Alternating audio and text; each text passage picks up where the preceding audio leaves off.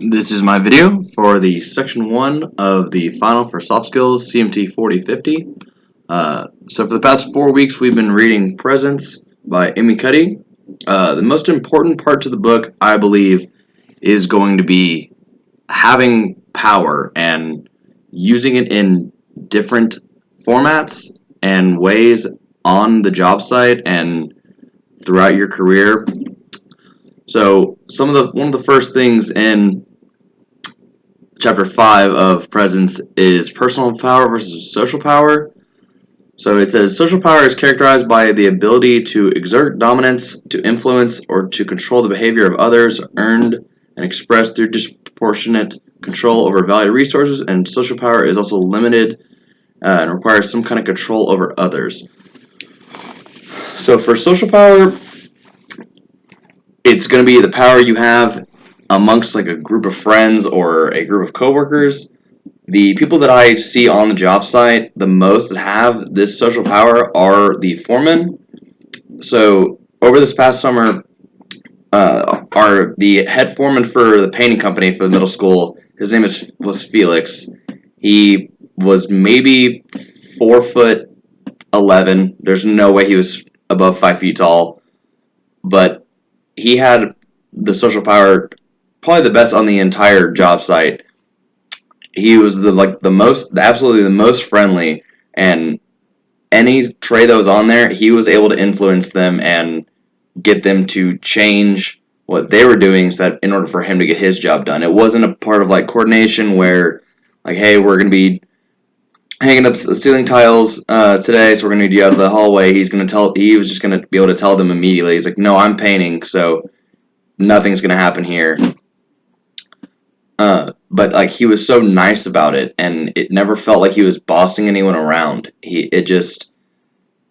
Most of the people that were on the site wanted to make sure he was happy and had just a great time always just being around him. So I think Felix definitely showed a lot of social power, and I think in a way that I can, in my career, I can show social power is doing the exact same as Felix did, and just being as friendly as possible, getting to know everyone on a personal level. And it's honestly not even power above them at that point. Since I'm taking care of them and getting to know them so well, they're going to help take care of me and make sure that I'm not getting in trouble or making sure the owner's happy because they're getting all their stuff done. They're doing it not out of fear that I'm going to get mad at them. They're doing it out of respect and in a friendship type way. And then the other type of power of personal power reads as freedom from the dominance of others, infinity instead of zero sum, access and control over limitless inner resources, makes us open, optimistic, and risk tolerant, and ability to control our own states and behaviors. So for personal power, I consider that just having the confidence in yourself. You're not going to be scared of other people coming and putting you down. You're not going to even allow them to do that. You're going to be able to open yourself up way more.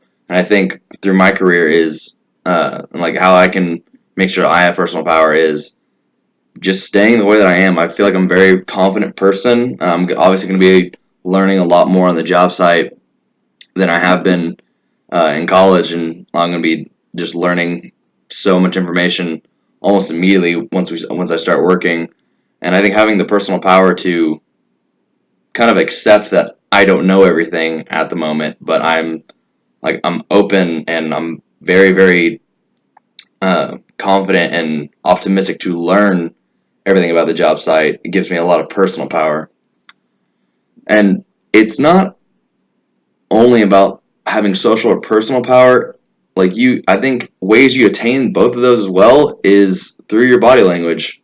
Again, going back to Felix, he's only 4'11". He is not the biggest thing, probably one of the smallest guys on the entire job site. There might have been some cleaning ladies that were coming in that were maybe an inch or two shorter than he was, but he was one of the smallest guys I'd see on the site. But you never considered him to be not have great body language or he's not just taking up no space at all. Like just how he carried himself at his little height, he was still walking up like big chested, walking confidently.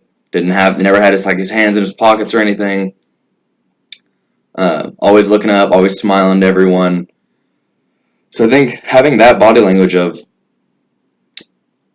confidence really helps you in a power sense, in that no one's going to be testing you, trying to see if you'll break or anything, because they're not going to have to. They can obviously see that you are confident in yourself and that you're friendly. You're maybe not someone to be messed with if you're if you're trying to act like that and you're trying to mean mug everyone.